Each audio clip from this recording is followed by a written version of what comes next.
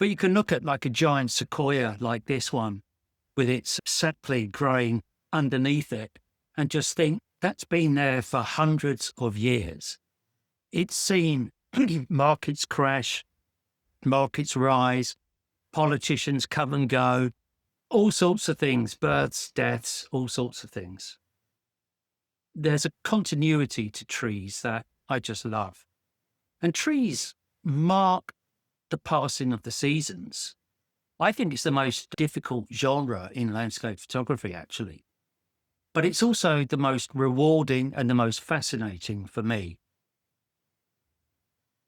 These days, past few years, in fact, I've been trying to give my images a look which says they are not photographs. I don't want people to immediately assume that they're a photograph. I want them to think, is that painting? Is that an etching? What is that exactly?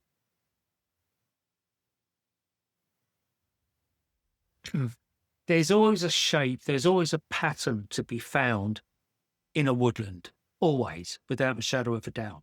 And what you've got to do is to find them. And if you're a landscape photographer, you'll never have perfect conditions. That's a given.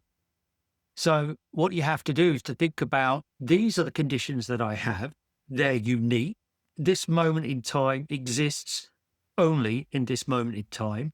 This set of conditions, environmental conditions, that tree looks as it looks only at this moment in time.